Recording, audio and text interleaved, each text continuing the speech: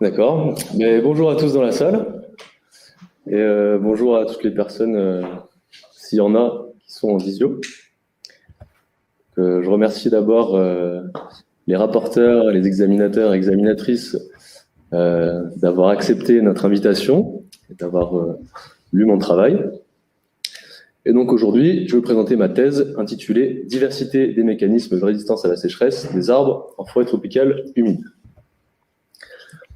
Donc, pour ma présentation du jour, j'ai choisi 3 problématiques principales à aborder, qui sont les stratégies de résistance et les mécanismes physiologiques associés, la sensibilité et la vulnérabilité des grands arbres en saison sèche, et enfin, les processus physiologiques de mortalité. Je vais commencer par un peu de contexte lié au climat et à la disponibilité en eau en forêt tropicale humide, que vous voyez sur cette carte en noir, au sein de la zone intertropicale délimitée par des lignes rouges continues. Donc, ces forêts sont caractérisées par un climat chaud et relativement humide, avec une saisonnalité marquée qui augmente avec la latitude. On voit sur la carte un point rouge qui représente la Guyane. Donc, comme on voit sur ce diagramme ombrothermique de Paracou, une forêt en Guyane, on a de faibles variations de température tout au long de l'année, avec la ligne pointillée, mais de fortes variations des précipitations. Et donc, la saison sèche qui est matérialisée en rouge reçoit environ 10% des précipitations annuelles. Et donc, pendant cette saison sèche, on va avoir une diminution de la disponibilité en eau, en particulier dans les couches superficielles du sol. Et donc, ça veut dire qu'au sein de leur vie, les arbres sont exposés à des périodes sèches, mais pas non plus extrêmes comparées à d'autres biomes. Mais ça n'a pas toujours été le cas. Au cours des 20 000 dernières années, il y a eu un climat qui était plus variable et plus sec, notamment au dernier maximum glaciaire il y a 20 000 ans, et qui a entraîné notamment une contraction des forêts tropicales humides en Amazonie. Et donc, d'après 2 grandes villes, en 1982, ces variations climatiques passées ont modelé les communautés d'arbres sur le plateau des Guyanes, et on peut faire l'hypothèse qu'elles ont aussi sélectionné certaines caractéristiques de résistance à la sécheresse. Et donc, les arbres, vu qu'ils ont persisté à cet endroit-là, on peut dire qu'ils sont bien adaptés à des sécheresses saisonnières. Sauf que, depuis plusieurs décennies, on voit une augmentation de la fréquence et de la sévérité d'épisodes de sécheresse saisonniers et suprasaisonniers. Et ça entraîne une hausse de la mortalité, des événements de mortalité des arbres à l'échelle globale. Et on voit que dans la zone intertropicale, les forêts ne sont pas épargnées. Oui. Je me permets de t'interrompre. Est-ce que tu es certain que tu as envoyé le lien, que tu as lancé la visio sur YouTube? La visio sur YouTube. Ah ouais, c'est problématique. On fait une petite pause pour essayer de solutionner un petit problème technique. Je réfléchis sur l'intro. D'après YouTube, c'est en train de fonctionner. On fait une petite pause pour essayer de solutionner un petit. Le son. Oh. Comment est-ce que tu as cette info, Soline? C'est Anaïs et apparemment Didier, qui est aussi. Ah ouais, et normalement il y a un petit lag de quelques minutes. Et là, ça dit que j'ai essayé de cliquer sur le lien et ça dit que maintenant on va commencer dans quelques instants. Ah, c'est naze. Parce que moi je suis sur YouTube là et je vois ce que vous voyez. Enfin, je vois le Jitsi là. Camille, je te confirme, si je vais sur le lien, c'est bloqué, c'est marqué en attente. Avec 57 spectateurs qui attendent. Oh là là, comment on fait? Ah putain. Ah oui, il y a plein de gens qui râlent.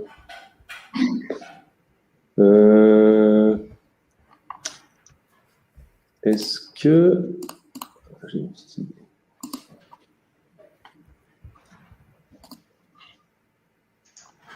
Hop, lien de secours.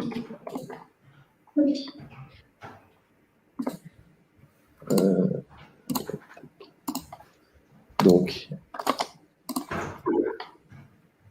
est-ce que...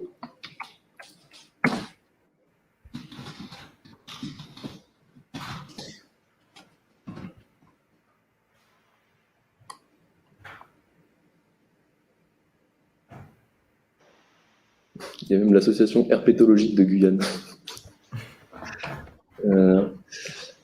Donc là, j'ai envoyé un lien sur le chat du lien qui ne marche pas. C'est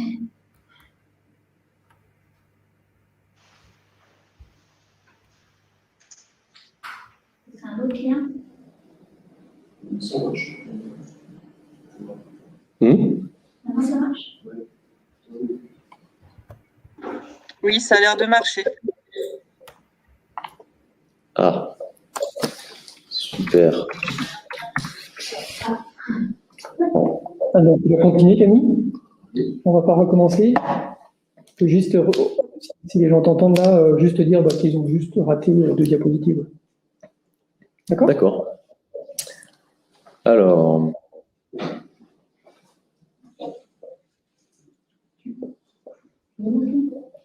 Attends, je reviens sur ici. Là, très bien. Hop là.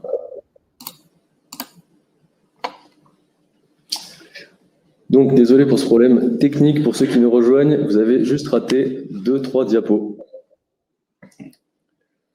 Je vais rattaquer sur le début de celle-là. Donc, depuis plusieurs décennies, il y a eu une augmentation de la fréquence des sécheresses plus marquée, ce qui a entraîné une hausse de la mortalité, des événements de mortalité à l'échelle globale. Donc, on voit sur cette carte qu'un point représente un événement de mortalité observé, et on voit que les forêts tropicales humides ne sont pas épargnées. Donc, il y a une méta-analyse de Schott et al. En 2012 qui a montré que le risque de mortalité convergeait entre biomes. Donc, on voit sur ce graphique que les boxplots en bleu, qui représentent les angiospermes, ne diffèrent pas entre les différents biomes. Donc, ça veut dire que même dans des biomes avec de fortes précipitations, comme en forêt tropicale humide, il peut y avoir un risque de mortalité qui est le même que dans des régions plus sèches, comme des régions méditerranéennes. Et on note aussi une forte variabilité interspécifique dans ce risque de mortalité, d'après la taille de ces boxplots. Donc, comme le montre cette carte à gauche, l'intensification de la saison sèche ces 30 dernières années a entraîné une augmentation du déficit en eau du sol. Donc, on voit les tendances en rouge qui sont particulièrement fortes dans l'Est amazonien. Et ces contraintes vont certainement s'accentuer dans le futur, d'après de nombreuses publications, comme celle de Boisier et al. En 2015. Donc, il y a une méta-analyse d'Esquivel et al. En 2009 qui a montré que durant cette période d'une trentaine d'années, il y a eu un changement dans la composition des communautés des recrues d'espèces d'arbres au niveau de l'Amazonie. Donc, ils ont observé une augmentation de la mortalité d'espèces affiliées à des milieux plus humides, que j'ai représenté en bleu et en vert dans cette communauté fictive. Donc, il y a eu plus de mortalité pour ces espèces et moins de mortalité pour les espèces affiliées à des milieux plus secs que j'ai représentés par des couleurs plus chaudes. Et en même temps, ces espèces affiliées à des milieux plus secs ont été plus recrutées et donc ça a entraîné un changement dans la composition des communautés. Voilà. Okay. Donc, en une trentaine d'années, à cause des bouleversements climatiques, on a eu des changements dans la communauté qui pourraient probablement s'accentuer, vu que les auteurs notent que le changement climatique est plus rapide que le changement à l'échelle des communautés. Ça pourrait vouloir dire qu'il y a plus de mortalité, surtout pour les espèces déjà vulnérables. Et donc, notre capacité à prédire ces changements, elle est limitée par les connaissances qu'on a sur la physiologie de la végétation. Et c'est pourquoi je me suis intéressé à l'écophysiologie de ces espèces. Donc, l'approche écophysiologique, elle est plutôt pertinente pour parler de résistance à la sécheresse, parce qu'elle permet de décrire les stratégies des espèces, leur distribution et leur risque de mortalité. J'ai mis 2 études qui sont de beaux exemples. Et donc, on peut appréhender les mécanismes à l'œuvre via la mesure de traits que l'on dit mécanistes, qui sont notamment reliés au fonctionnement hydraulique. Donc, je vais maintenant introduire ce qu'on sait de la diversité de ces mécanismes. Et vu qu'on a en général moins de connaissances en forêt tropicale humide, je me suis souvent basé sur des connaissances extra-tropicales pour formuler des hypothèses. Donc, je vais commencer par exposer les conséquences physiologiques de la déshydratation. Donc, comme vous voyez sur ces images, on a des wakapus plutôt en forme à gauche jusqu'à morts à droite qui ont subi une déshydratation et une diminution du potentiel hydrique. Donc, c'est une mesure de la tension exercée dans les vaisseaux du xylème qui devient de plus en plus négatif au cours de la déshydratation. Et grâce à cette échelle de potentiel hydrique, on va pouvoir déterminer des seuils physiologiques qui sont importants dans la réponse des plantes. Et donc, pour mieux les comprendre, je vais faire un petit rappel sur quelques éléments du fonctionnement hydraulique. Donc, lors d'une journée ensoleillée sans stress hydrique, on va avoir l'eau qui va être transpirée au niveau des stomates dans les feuilles. Et ces molécules d'eau, elles vont être remplacées de proche en proche, de par la nature cohésive des molécules d'eau. Et donc, ça va créer une tension dans toute la colonne d'eau formée par un réseau de vaisseaux du xylème. Vous pouvez voir sur cette image-là. Donc, en A, c'est une coupe transversale de tige. Et en B, ils ont représenté tous les vaisseaux du xylème en bleu. C'est vraiment un grand réseau de paille. Donc, les petites flèches blanches, ça montre des connexions entre les vaisseaux. Et donc, la transpiration va entraîner un gradient de potentiel hydrique, du moins négatif au plus négatif, qui marque le sens de circulation de l'eau dans l'arbre, que j'ai représenté par cette grande flèche verticale. Donc, on peut par exemple suivre les variations de la transpiration grâce à la mesure de la densité de fluide sel. J'ai représenté un petit DS à côté du tronc, qu'on verra plus tard. Et donc, si la disponibilité en eau du sol diminue, on va avoir une augmentation de cette tension dans la colonne d'eau. Et donc, une des premières réponses des plantes, ça va être la fermeture stomatique qui va limiter les pertes en eau. Donc, sur ces images, on voit des stomates à différents grossissements et les flèches blanches pointent vers des cellules de garde qui vont perdre leur turgescence jusqu'à la perte totale de turgescence qui va entraîner la fermeture stomatique. Donc, c'est pour ça qu'on utilise souvent, pour estimer le potentiel hydrique de fermeture stomatique, le potentiel hydrique de perte de turgescence des cellules foliaires, qu'on appelle PTLP. Donc, je vais utiliser ça dans ma présentation. Donc, les espèces avec un PTLP plus négatif vont pouvoir garder leur stomate ouvert plus longtemps pendant la sécheresse et potentiellement continuer à pratiquer la photosynthèse. Une fois que les stomates sont fermés, les pertes en eau vont se faire via la conductance minimum foliaire, qui est la somme des pertes en eau via les cuticules et les stomates mal fermés, comme on voit sur cette coupe de feuilles. Et donc, les espèces avec une conductance minimum foliaire gémine plus faible, elles vont perdre de l'eau moins rapidement. Donc, malgré tout, si le potentiel hydrique continue de diminuer à cause des pertes en eau, on peut avoir la formation et la propagation d'embolies dans les vaisseaux conducteurs du xylème. Et donc, ça va entraîner une perte de fonction des vaisseaux et une rupture de la colonne d'eau. Donc, on voit sur ces images des feuilles. Alors, j'ai un petit pointeur ici. Là. Donc là, c'est un événement d'embolie.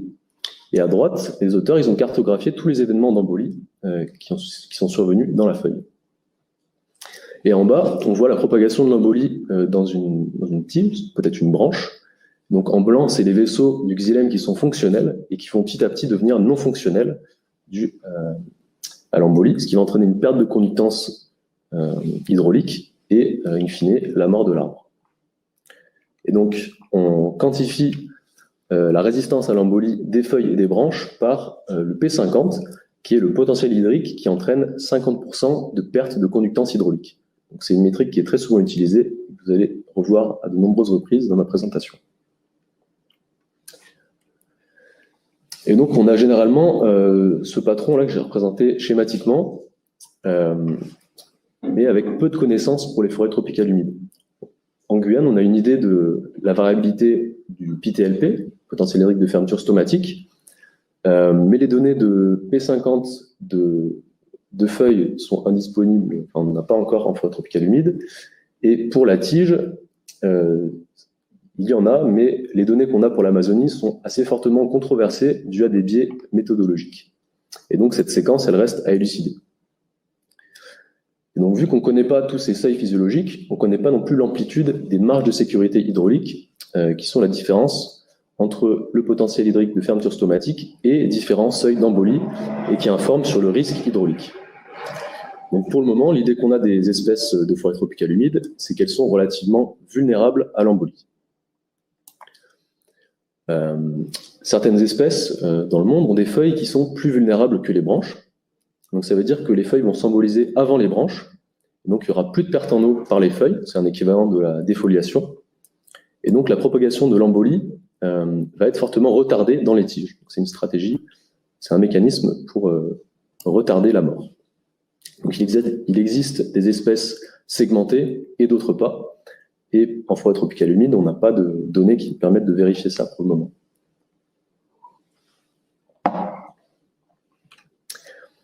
Alors, il y a un potentiel hydrique qui marque le seuil limite pour la survie, qu'on appelle le potentiel hydrique létal, et qui correspond à un fort niveau de perte de conductance hydraulique de la tige. Et pour l'instant, on n'a pas de données pour des espèces amazoniennes. Enfin, pour évaluer le risque d'embolie en saison sèche, il faut mesurer le potentiel hydrique qui est réellement expérimenté par les arbres, que j'ai appelé PMD pour midday. Et on va pouvoir le replacer par rapport à ces différents seuils. Donc ça m'amène à mes deux premières questions, qui sont quelle est la séquence de potentiel hydrique lors de la déshydratation et quelle est la réponse des arbres de canopée à une diminution de la disponibilité en eau en saison sèche. Donc là, je vous ai parlé d'hydraulique, mais pour avoir une vue plus globale de la réponse des arbres, je me suis aussi intéressé au fonctionnement carboné et en particulier au stockage et à l'utilisation des réserves. Donc, dans une situation sans stress hydrique avec une disponibilité en eau élevée, on va avoir l'assimilation carbonée via la photosynthèse, qui va être une source de carbone pour la plante, que les plantes vont utiliser sous forme de sucre soluble et qui vont stocker sous forme d'amidon. Donc, la somme de l'amidon et des sucres solubles, c'est les carbohydrates non structuraux, ou NSC. Donc, ils vont être transportés dans la plante, notamment via le phloème, sous forme de sucre, et un des puits principaux de carbone, ça va être la croissance. Et donc, on voit, d'après le transport des sucres, que le fonctionnement carboné dépend en partie du fonctionnement hydraulique. Donc maintenant, si on est dans une situation de sécheresse, on va avoir une diminution du potentiel hydrique et ça va causer un arrêt de la croissance qui dépend du maintien de la pleine surgescence des cellules. Et du coup, ça va créer une situation d'asynchronie entre source et puits de carbone et on va avoir une accumulation de carbohydrates non structuraux. Et si la sécheresse progresse, on peut avoir différents cas de figure. Alors, si le potentiel hydrique diminue jusqu'à la fermeture stomatique, on va avoir plus d'assimilation photosynthétique et donc plus de sources de carbone. Et les plantes vont devoir se reposer sur leur stock pour faire fonctionner leur métabolisme. Donc on va pouvoir avoir une diminution, voire un épuisement des réserves qui pourrait entraîner la mort. On peut aussi avoir le cas de figure où la sécheresse est trop forte et la plante peut subir une forte perte de conductance hydraulique sans avoir eu le temps d'épuiser ses réserves, ou même de subir une limitation hydraulique à l'utilisation des réserves, c'est-à-dire que le phloème ne fonctionne plus normalement, et donc l'amidon, même s'il y en a encore, il ne peut plus être transporté dans les différents organes de la plante sous forme de sucre. Donc dans les deux cas, la plante va mourir avec encore des réserves. Pour des arbres de forêt tropicale humide, il y a quelques études qui montrent plutôt ce cas de figure avec une amortalité encore des réserves, mais ça a été fait sur des plantules, dans des pots, dans des volumes relativement faibles, donc on peut se dire que la cinétique d'assèchement était peut-être plus rapide qu'en vrai. De toute manière, ça met en évidence l'interdépendance des processus de mortalité dont je vais vous présenter le cadre conceptuel. Donc, il a été formalisé en 2008 par McDowell et al. Et puis amendé par de nombreuses contributions. Et donc, ça stipule que les plantes peuvent mourir entre guillemets de faim ou entre guillemets de soif. Donc sur ce schéma, on voit la durée du stress en abscisse et l'intensité en ordonnée.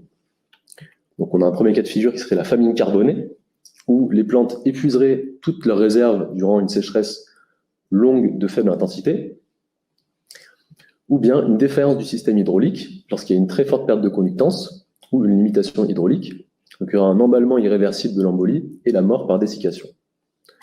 Donc dans une méta-analyse à l'échelle globale, sur des espèces à mortalité, Adams et al. Ont trouvé que la majorité des espèces se trouvaient dans la partie violet de ce graphique, et donc que les plantes mouraient avec une forte perte de conductance hydraulique et peu ou pas d'épuisement des réserves. Mais pour des espèces de forêt tropicale humide, on se doute que c'est peut-être la même situation, sauf qu'aucune étude n'a regardé à la fois la perte de conductance hydraulique et la variabilité des carbohydrates non structuraux. Donc ça m'amène à ma troisième question, qui est quelle est l'influence de la durée et de l'intensité de la sécheresse sur la réponse des espèces et quel processus physiologique entraîne la mortalité au stade plantule. Donc pour répondre à ces questions, on a mis en place des expérimentations de terrain à Parakou sur des parcelles contrôle. Donc le CIRAD a mis en place des parcelles il y a une trentaine d'années où tous les arbres sont identifiés à l'espèce, ce qui est assez pratique. Donc je me suis focalisé sur des arbres de canopée en terra firme, donc sur les pentes et des plateaux, parce que c'est des habitats qui peuvent subir une diminution de la disponibilité en eau du sol en saison sèche. Donc c'est pratique pour étudier la réponse des plantes. Il y a eu une première série d'expérimentations, principalement sur la variabilité interspécifique des mécanismes de résistance, et pour aussi évaluer le risque d'embolie en saison sèche. Donc il y a des grimpeurs qui ont échantillonné des branches et des feuilles de canopée avec l'aide de tout le labo d'écophysiologie et de nombreuses autres personnes. Et donc on a mesuré sur les mêmes arbres la résistance à l'embolie, pointeur, des branches et des feuilles, le potentiel hydrique de perte de turgescence, le potentiel hydrique réellement expérimenté en saison sèche et la conductance foliaire minimum. Et dans une deuxième série d'expérimentations, on a suivi la densité de flux de sève, qui permet d'estimer les variations de la transpiration, ce qui a permis de calculer des indices de sensibilité de la densité de flux de sève à une diminution de la teneur en eau du sol, et donc d'identifier les arbres qui sont sensibles en saison sèche. Et dans une deuxième série de mesures, on a mesuré des traits sur les individus, donc le potentiel hydrique de perte de turgescence, le potentiel hydrique vraiment expérimenté en saison sèche, la conductance minimum foliaire, le diamètre des arbres et leur taux de croissance qui ont été extraits de bases de données. Et donc on a regardé si ces mécanismes étaient reliés à la sensibilité des arbres. Donc pour ces deux manips, on a tiré parti de la saisonnalité, mais pour mieux contrôler la disponibilité en eau et exposer des arbres à une sécheresse plus forte ou plus longue, j'ai réalisé des expérimentations en serre, donc qui ont eu lieu sur le campus agronomique de Kourou sur 12 espèces au stade plantule, que vous voyez à droite. Et vous voyez cette belle serre en bas. Dans des pots relativement grands pour la taille des plants, une vingtaine de litres. Et donc, il y a 3 traitements hydriques qui ont été appliqués à ces plantes, un traitement contrôle et 2 traitements qui simulaient différents types de sécheresse, une sécheresse longue d'intensité modérée et une sécheresse de forte intensité. Et donc j'ai mesuré différents traits relatifs à la résistance à l'embolie des feuilles, des tiges, la fermeture stomatique et la conductance minimum foliaire. Et en fin d'expérimentation, j'ai calculé la perte de conductance hydraulique de la tige et dosé les carbohydrates non structuraux. Voilà, après cette introduction, je vais vous présenter la séquence de potentiel hydrique lors de la déshydratation.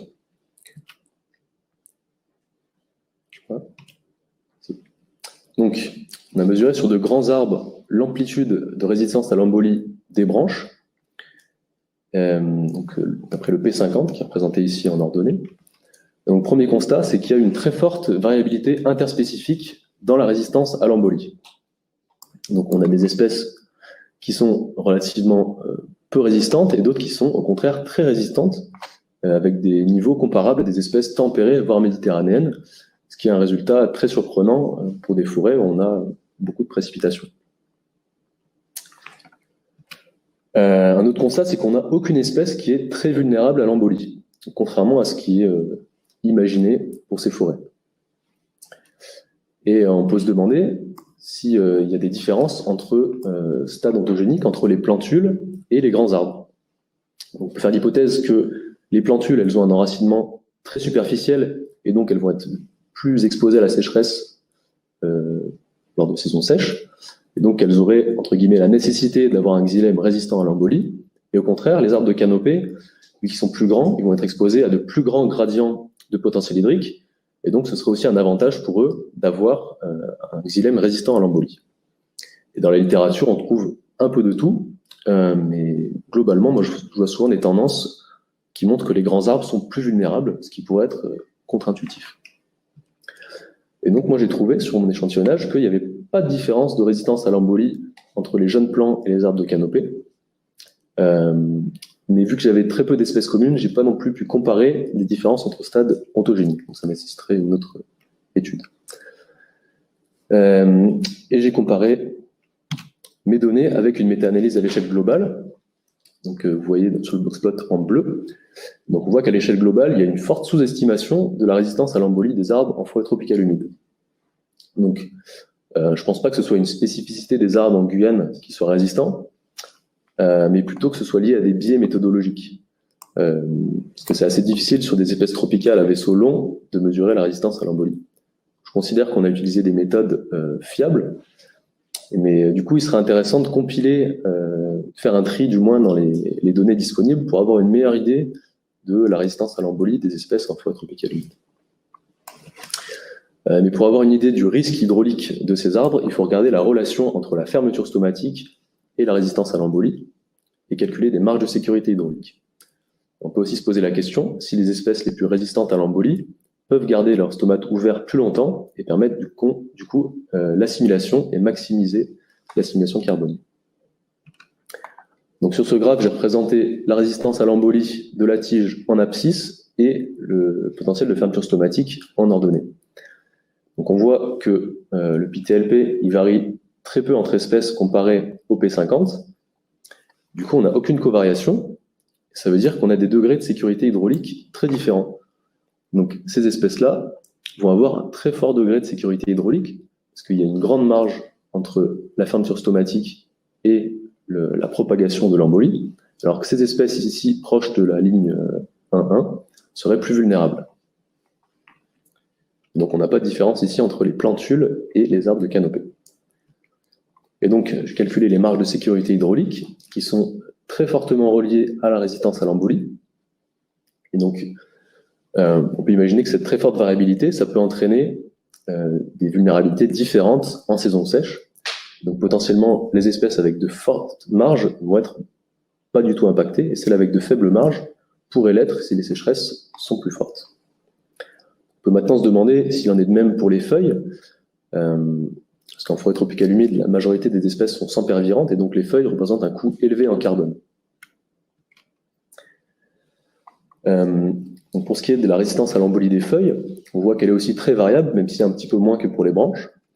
Et on voit que cette fois-ci, que les arbres de canopée ont généralement des feuilles plus résistantes que les plantules. Et on peut ici faire appel à la plus grande demande évapotranspirative des arbres de canopée, qui nécessiterait donc un xylème plus résistant à l'embolie. Et pour ce qui est de la covariation entre le PTLP et le P50 des feuilles, on a une relation qui est très similaire à celle des tiges, avec un degré de sécurité hydraulique qui augmente avec la résistance à l'embolie. Donc là, on peut faire l'hypothèse que, toutes choses étant égales par ailleurs, certaines espèces pourraient souffrir de défoliation en saison sèche et d'autres pas du tout. Alors, on a aussi pu déterminer l'amplitude du degré de segmentation de vulnérabilité hydraulique, et donc la différence entre la vulnérabilité des feuilles et des branches. Donc on voit qu'on a un petit lot d'espèces ici qui n'est pas segmenté. Et donc les branches symboliseraient en même temps que les feuilles. On a des espèces qui sont ici au contraire fortement segmentées, donc qui bénéficieraient d'un avantage en termes de sécurité hydraulique. Et on a même des espèces qui sont négativement segmentées, c'est-à-dire que leurs feuilles sont plus résistantes que les branches. Donc, ce serait peut-être une stratégie. On n'observe pas de différence entre stades ontogéniques, même s'il y a une plus grande amplitude pour les arbres de canopée, notamment due à leurs feuilles qui sont plus résistantes à l'embolie.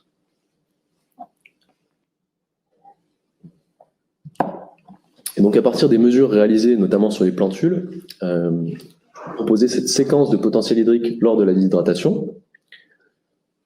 Et j'ai aussi pu mesurer le potentiel hydrique létal sur les plantules, qui est le potentiel hydrique qui entraîne 50% de mortalité. Donc on voit sur ces boxplots que chaque espèce est représentée par un point noir et la moyenne de chaque trait par un point doré.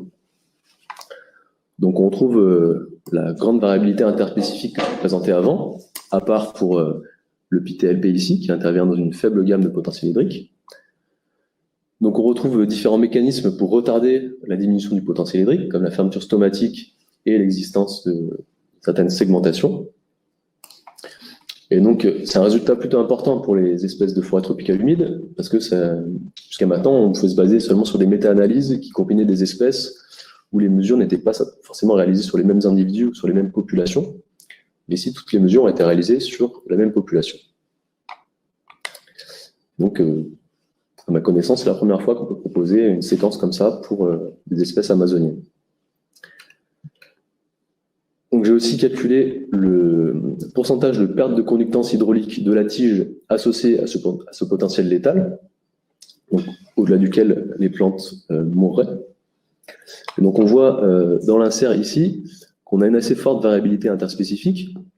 Donc, certaines espèces succomberaient après 80% de perte de conductance et d'autres quasiment 100%. Ça veut dire qu'une fois le retour des pluies, si une espèce est embolisée à 95%, elle pourrait survivre alors que d'autres pas. Et donc, ça montre des différences de tolérance à l'embolie. La moyenne de cette perte de conductance, elle est de 88%, ce qui est exactement la moyenne qu'on retrouve à l'échelle globale. Donc, on peut se demander si ce ne serait pas un seuil physiologique qui est partagé entre espèces de différents biomes. Donc, maintenant que j'ai présenté ces différents mécanismes, on va maintenant s'intéresser au risque, à la sensibilité et à la vulnérabilité réelle des arbres de canopée en saison sèche.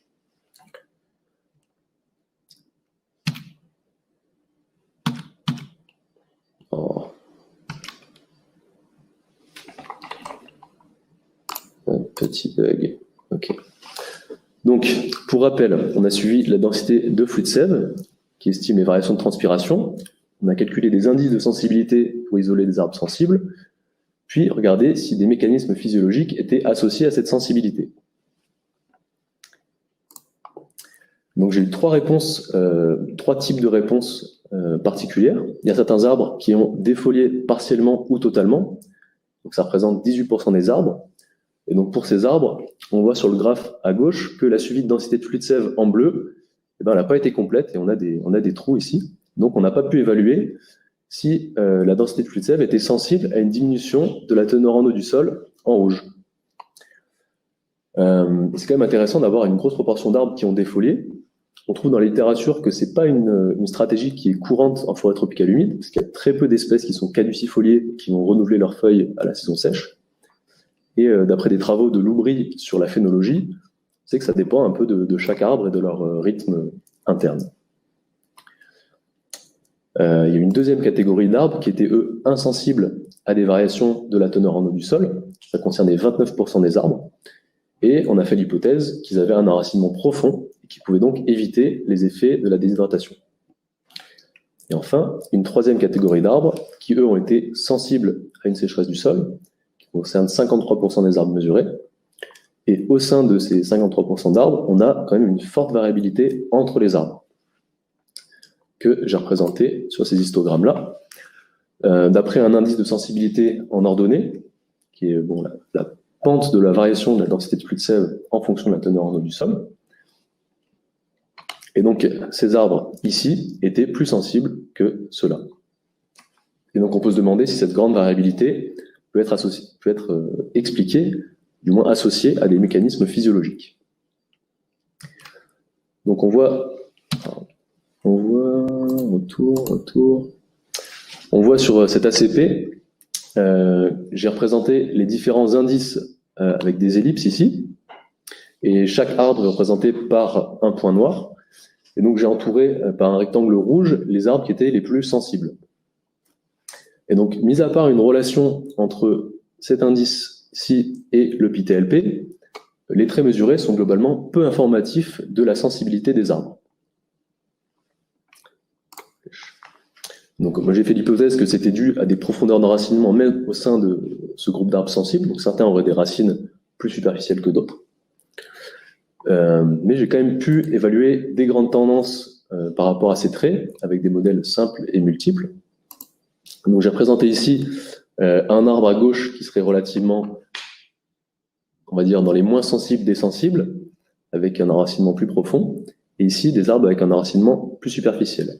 Et donc ces arbres-là, ils avaient des caractéristiques particulières avec un PTLP peu négatif, donc ils fermaient leur stomate avant, mais ils avaient des caractéristiques qui permettaient une certaine sûreté hydraulique. Donc un G-min faible, de faible perte minimum foliaire, plutôt une forte segmentation de vulnérabilité, Et c'était aussi des arbres qui étaient un peu plus gros.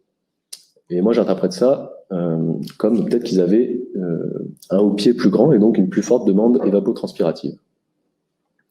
Donc on observe une grande variabilité entre les arbres, et on peut maintenant se demander s'ils sont vulnérables en saison sèche.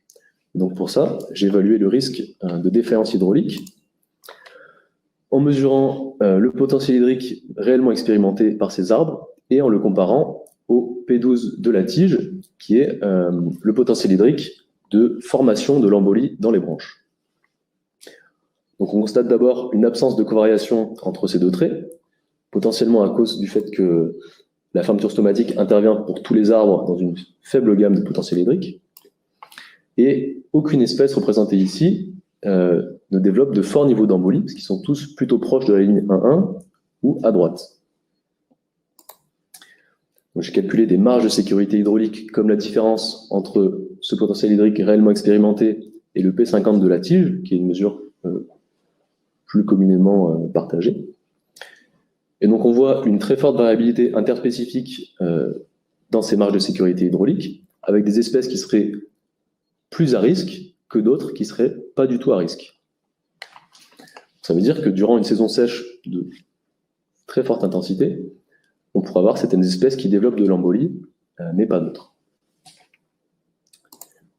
Donc j'ai comparé les quelques données disponibles à l'échelle globale pour des forêts tropicales humides à celles que je présentais ici, et on voit que globalement, on a une surestimation du risque hydraulique des arbres en forêt tropicale humide. Donc, d'après ma thèse, on peut dire que ils sont pas si sensibles que ça. Donc on peut se demander si c'est la même chose pour les feuilles,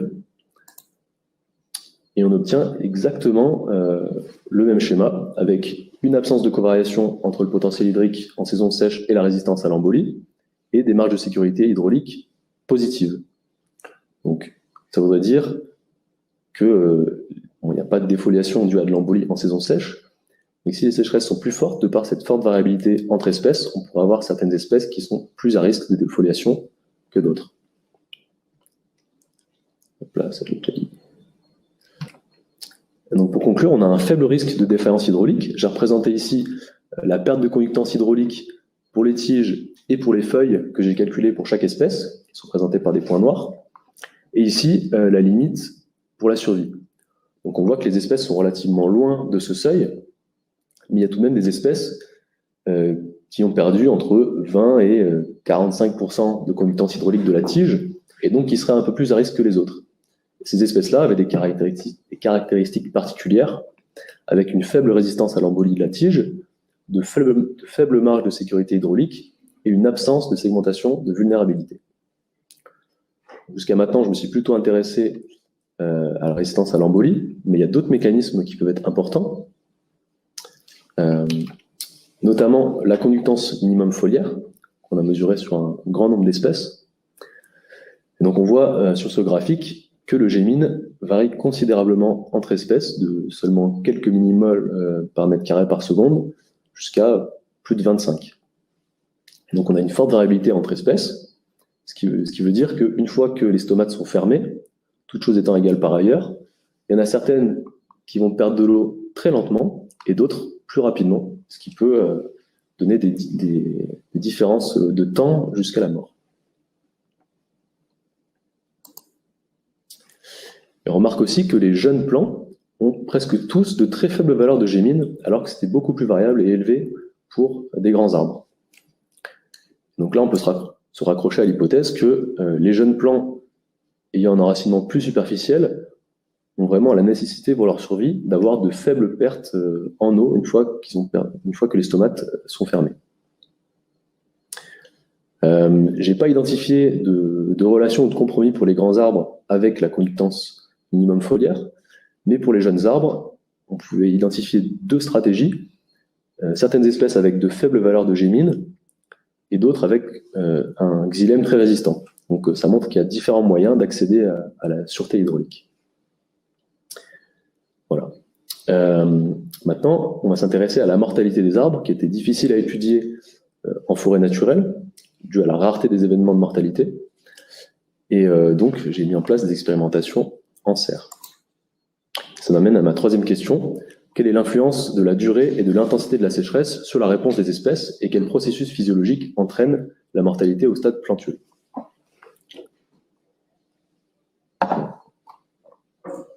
Donc on avait 3 conditions, 3 traitements, donc des plants bien arrosés, des plants qui ont subi une sécheresse modérée mais longue, avec leurs feuilles qui étaient proches du point de flétrissement, et des plants qui ont subi une sécheresse forte et que j'ai récolté quand ils avaient environ 50% des feuilles nécrosées. Donc j'ai mesuré différents traits pour évaluer les processus de mortalité, qui sont les teneurs en carbohydrates non structuraux, le pourcentage de perte de conductance hydraulique de la tige et l'assimilation photosynthétique. Donc, pour ces plantes qui ont subi une sécheresse longue d'intensité modérée, j'ai fait l'hypothèse qu'ils allaient être en carence en carbone et du coup devoir utiliser leurs réserves pour subvenir à leurs besoins métaboliques.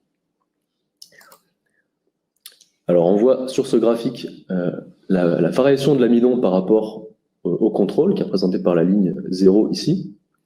Et on voit que pour la majorité des organes et des espèces, on a plutôt un maintien ou une accumulation de ces teneurs en amidon. C'est contraire à l'hypothèse que j'avais formulée. Pour les sucres solubles, on voit aussi généralement un maintien ou une accumulation de sucre, mais comme pour l'amidon, on a des fortes variabilités interspécifiques.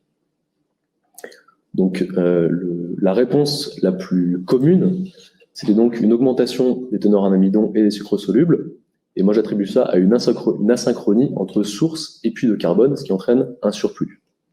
Mais on avait quelques cas d'organes chez certaines espèces. Donc là, je me suis focalisé sur les tiges et les racines, qui sont les organes de stockage prioritaires, majoritaires. Donc on a, dans certains cas, une diminution des teneurs en amidon et un maintien ou une augmentation des teneurs en sucre soluble. Donc pour moi, ça marque une situation de conversion de l'amidon en sucre, parce que ces plantes-là étaient en carence en carbone. Et on a un troisième cas de figure. On avait des teneurs en amidon ici qui sont non nulles, mais tout de même des teneurs en sucre soluble qui diminuent. Et donc ça pourrait être la signature d'une limitation hydraulique à l'utilisation des carbohydrates. Mais in fine, on constate qu'on a un faible risque de famine carbonée pour des plants qui sont exposés à une sécheresse longue de faible intensité. Alors maintenant, je vais vous présenter les résultats de la sécheresse de forte intensité. Donc, je me suis attendu à observer une très forte perte de conductance hydraulique avec pas ou peu d'utilisation des réserves carbonées. Et on observe totalement l'inverse, avec une très forte diminution des teneurs en amidon pour la grande majorité des espèces et de chaque organe. Pour ce qui est des sucres solubles, on a un général maintien ou accumulation des teneurs en sucre, et même avec une accumulation plus forte que dans le traitement de sécheresse modérée. Et donc, le schéma le plus commun, c'était une diminution des teneurs en amidon une augmentation des teneurs en sucre soluble au profit des teneurs en amidon, donc avec une conversion de l'amidon en sucre due à une carence en carbone. Enfin, l'hypothèse que cette forte accumulation en sucre a peut-être favorisé le maintien des potentiels hydriques et potentiellement la préservation du système de transport des sucres. Là aussi, on a une forte variabilité interspécifique avec quelques cas particuliers. Ici, on a pour certains organes de certaines espèces une signature de limitation hydraulique. Mais en tout et pour tout, on aurait un faible risque de famine carbonée, parce que même si on a une forte diminution des teneurs en amidon, on a globalement un maintien ou une augmentation des teneurs en sucre soluble. Et donc, pour évaluer la prévalence des différents processus de mortalité, on peut replacer nos espèces dans ce schéma que je vous ai présenté tout à l'heure. Donc, je vais représenter ici en abscisse le pourcentage de variation de l'amidon par rapport au contrôle, et en ordonnée la perte de conductance hydraulique de la tige pour les tiges et les racines. Donc, on voit que la plupart des espèces ont une forte perte de conductance hydraulique à ce stade et des degrés variables d'utilisation de l'amidon. Et pour ce qui est des sucres solubles, on a donc aussi une perte de conductance hydraulique forte, mais les sucres solubles ont plutôt subi un maintien ou une augmentation. Ce qui veut dire qu'on a un faible risque de famine carbonée et plutôt un fort risque de défaillance hydraulique avec tout de même des disparités entre organes dues à potentiellement des limitations hydrauliques. Un exemple, ce serait ici la racine là, de cette couleur-là, qui n'a pas de diminution des teneurs, et la tige ici, avec une forte diminution des teneurs. Donc, ça suggère qu'en forêt tropicale humide, la défaillance hydraulique est le mécanisme majoritaire qui peut entraîner la mortalité, et qu'il y a une certaine interdépendance entre les mécanismes carbonés et hydrauliques. Donc on retrouve des résultats similaires à ceux d'autres biomes, mais avec la particularité que les espèces que j'ai étudiées ont pu utiliser leur amidon dans de grandes proportions, ce qui est assez surprenant au regard de la littérature. Et donc on peut se demander, est-ce que c'est spécifique des espèces de forêt tropicale humide? Est-ce qu'elles peuvent mieux maintenir le transport des NSC malgré de forts taux d'embolie? Dans tous les cas, ça leur permettrait de ne pas subir de limitation hydraulique et d'éviter la mort par famine carbonée et de retarder celle par défaillance hydraulique. J'en viens à la conclusion. Donc, je vais résumer un petit peu ce qu'on a pu voir sur les mécanismes physiologiques. Donc, d'abord, on a pu mettre en évidence une forte variabilité dans la sensibilité de la transpiration, que j'attribue principalement à des différences d'enracinement, mais aussi à des différences au niveau du potentiel de fermeture stomatique. Et donc, pour des grands arbres de canopée, certains étaient sensibles et d'autres pas. Une fois que le potentiel hydrique atteint la fermeture stomatique, on peut estimer des marges de sécurité hydraulique, que je représentais ici, grâce au potentiel hydrique de perte de 50% de la conductance hydraulique. Donc ces marges étaient très fortement dépendantes de ce P50. Et donc la très forte variabilité qu'on observe, ça pourrait avoir des conséquences sur la résistance à la sécheresse des espèces. On a vu aussi que le potentiel létal, donc le seuil pour la survie, dépendait fortement de la résistance à l'embolie des tiges. Et il y aurait différents mécanismes il y aurait une forte variabilité dans les différents mécanismes qui entraînent le potentiel hydrique à atteindre ce potentiel létal. On a d'abord vu une forte variabilité dans la conductance minimum foliaire, avec des espèces qui perdraient de l'eau plus rapidement que d'autres. Chez les plantules en particulier, il y aura un compromis entre ces faibles pertes en eau après fermeture stomatique et une forte résistance à l'embolie. Mais pour mieux évaluer cette hypothèse, il faudrait prendre en compte la surface foliaire totale pour avoir une meilleure idée des pertes en eau par la conductance minimum. On a ensuite vu qu'il y avait une existence d'espèces qui étaient fortement segmentées, donc qui dépendaient d'une forte résistance à l'embolie des tiges et d'une faible résistance à l'embolie des feuilles. Et comme le montre un manuscrit en révision, que vous voyez ici, la segmentation aurait un impact significatif sur la vitesse pour atteindre la défaillance hydraulique. Et enfin, il semblerait que certaines espèces puissent mieux utiliser leurs réserves en carbohydrates que d'autres, malgré de forts taux d'embolie, et donc elles seraient potentiellement moins sensibles à des limitations hydrauliques. On trouve aussi dans la littérature que les plantes avec des plus fortes teneurs en NSC peuvent mieux maintenir leur potentiel hydrique, et donc retarder le temps jusqu'à défaillance hydraulique. Bon, on a toute cette diversité de mécanismes, mais on peut faire le constat que la résistance à l'embolie de la tige est vraiment centrale, parce qu'elle définit le seuil de défaillance hydraulique, qu'elle est très importante pour déterminer le degré de segmentation, et qu'elle drive complètement la marge de sécurité hydraulique des tiges. Donc enfin, ces différences interspécifiques pourraient être déterminantes dans un contexte de changement climatique et d'augmentation de la fréquence des sécheresses fortes. Et connaissant cette variabilité, on peut se demander quelles conséquences ça a pour les communautés d'arbres. Je vais maintenant proposer quelques perspectives. Donc, durant des sécheresses fortes, on s'attend à avoir une diminution de la croissance qui dépend de la disponibilité en eau. Et donc, ça pourrait exacerber cette asynchronie entre source et puits et entraîner une augmentation des teneurs en NSC dans les grands arbres. D'ailleurs, ce que montre la littérature pour des sécheresses plus extrêmes, mais ça pourrait devenir récurrent. Donc ça veut dire qu'on aurait potentiellement une réduction de risque d'épuisement des réserves.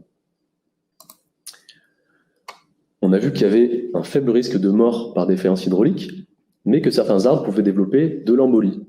Et potentiellement, ça peut avoir des conséquences sur leur compétitivité. On sait qu'à Parakou, la compétition est un facteur déterminant dans la mortalité des arbres. Donc potentiellement, si certains arbres développent de l'embolie de manière récurrente, si les sécheresses sont de plus en plus fortes, ben on peut se demander si ça n'aurait pas une influence sur la composition des communautés, si ce sont tout le temps les mêmes espèces qui sont impactées.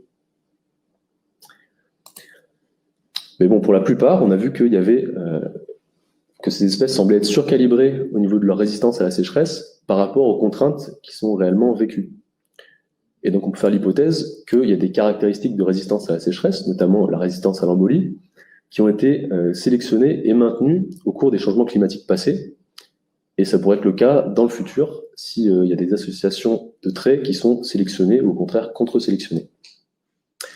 Mais de mon point de vue, il faut s'intéresser plutôt au stade plantule pour avoir une idée de cette dynamique. Donc on a retrouvé aussi une forte variabilité interspécifique dans les mécanismes au stade plantule, mais le fait qu'elles aient un enracinement superficiel, ça veut dire qu'il y a les différences au niveau de la physiologie vont être beaucoup plus déterminantes. Et donc on pourrait avoir des espèces qui vont être plus vulnérables et donc subir de plus forts taux de mortalité. Et je suis convaincu que les changements dans la composition des communautés, que je vous ai montré tout à l'heure avec le papier d'Esquivel, je suis convaincu qu'ils se font par le bas avec un filtrage environnemental au stade plantule, d'après leurs caractéristiques de résistance à la sécheresse. Et donc pour tester ces hypothèses-là, ce serait intéressant de croiser ces données physiologiques acquises pendant ma thèse et d'autres études à des données démographiques pour tester l'implication de cette forte variabilité sur la composition des communautés. Donc les questions, ce serait par exemple, est-ce que les jeunes plants qui sont les plus vulnérables du point de vue physiologique, est-ce qu'ils ont de plus forts taux de mortalité? Et est-ce qu'ils seraient remplacés? Est-ce que ces espèces seraient remplacées par des espèces plus résistantes à la sécheresse? Donc pour le moment, on a un manque d'explication mécaniste des changements qu'on observe à l'échelle macro. Quelque chose que j'ai pas vraiment pris en compte au sein de cette présentation, c'est l'influence de l'habitat. Donc en Guyane, comme dans beaucoup de forêts tropicales humides, on a un relief assez vallonné, avec des bas-fonds avec une forte disponibilité en eau, et des plateaux et des pentes avec une plus faible disponibilité en eau en saison sèche. Et donc on a des espèces qui sont spécialistes de tel ou tel habitat, ou qui sont plutôt généralistes. Et donc dans mon échantillonnage, pour mon expérimentation en serre, j'avais des espèces issues qui étaient spécialistes de ces deux habitats. Et donc, j'ai trouvé qu'elles avaient des stratégies différentes.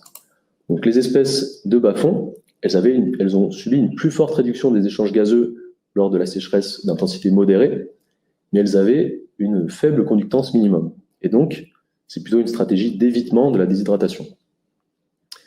Et au contraire, les espèces de terraphium, elles avaient une plus faible réduction des échanges gazeux, mais de plus larges marges de sécurité hydraulique. Donc, on voit là qu'il y a différents moyens d'accéder à la sécurité hydraulique. Et du coup, il serait peut-être nécessaire de prendre en compte ces différences d'habitat et ces différences de préférence d'habitat pour mieux saisir les changements dans la composition des communautés qui est en train d'advenir avec les changements climatiques. Et enfin, une dernière caractéristique que j'ai pas beaucoup pris en compte, c'est la variabilité intraspécifique. Donc, certaines espèces pourraient avoir une plus forte variabilité intraspécifique que d'autres, et du coup, mieux s'adapter à des différences de disponibilité en eau, en particulier dans un contexte de différence d'habitat. Voilà, j'ai fini. Je voudrais remercier différents partenaires. Donc, l'Université de Lorraine qui m'a permis d'avoir une bourse de thèse durant 3 ans.